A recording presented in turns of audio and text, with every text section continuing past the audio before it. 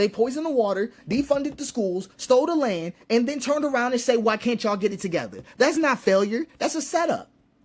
That's a setup. That's a setup. And you already know what it is. They starve black cities and then blame the people for dying. There's a pattern you're not supposed to notice. They underfund the water, they strip the tax base, dissolve the infrastructure, and then turn to the camera and say, see, black people can't govern themselves.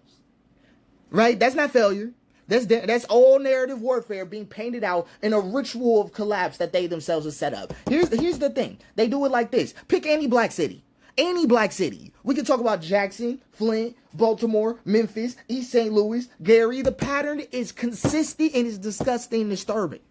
They withhold state funding first. They gentrify or abandon. They undermine leadership. They over-police and under-support. They exploit crisis for privatization. And then they say they did it to themselves. They burn the roof, then sell you the tar and ask why you smell like the smoke. Here's the thing. Then they give you this sovereignty illusion. First, right? They say you have black mayors, black councils, black leadership, but they won't mention this.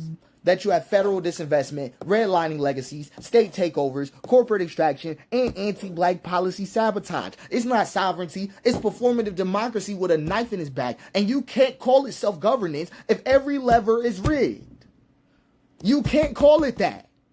That's not what it is. So now we're in a situation where people mentally, after decades of curated decay, they ask, why can't y'all fix your own communities? That's when they want to ask it. What, and they always do this every time. They do it with Flint, and you hear black people talk like this all the time. Why can't we get it together? We got the resources. Let's just make it happen. Are we being serious? Are we being serious? What's happening?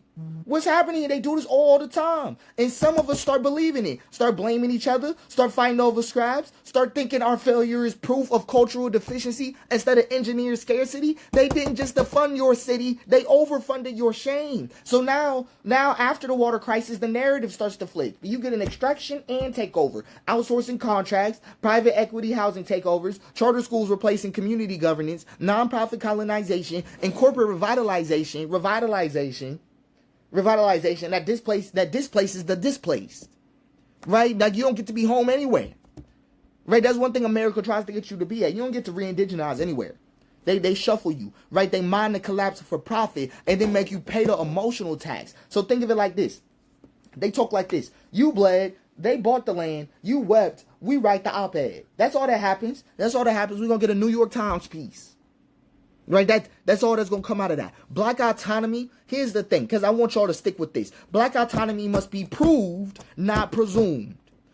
They don't have this conversation about rural towns losing their manufacturing. They don't have this conversation. They don't say, why can't white people fix the Appalachians? They don't talk about that. But black cities, we're expected to overcome sabotage with no resources, no protection, no narrative defense. Black cities are the only ones expected to rise while being choked. So here's the thing. And I need this one to catch you like we're in an empty hall together. We didn't fail these cities. These cities were set up to fail so that every black dream inside them can be blamed for collapsing under the weight of a system that never planned for them to rise. And then now they say, look what you did. But the truth is, we're still here even after what you did. That's all that's going on. So here's what all I want to say. I just want to make sure that y'all have it clear as we continue to talk about these kind of things with all these cities, all these strategies I'm going to throw at y'all, all that we need to blame the broken roof.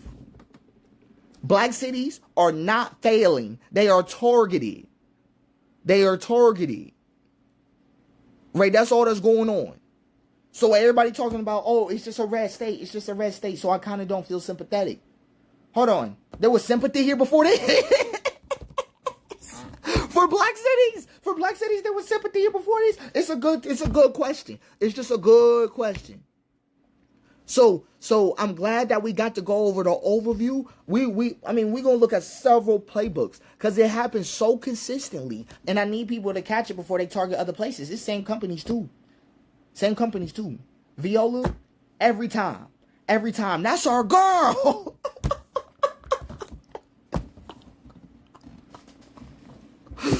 I'm laughing, but they really rob. They robbers. Modern day. They locked in deep investment in that area. Deep investment in that area, and they always build another pipeline. They always building another pipeline. Don't stop them. They always got a highway. Don't stop them. They always gonna find it. So we just gotta call it what it is. They elect us into a broken roof, and that's the part that's gotta change.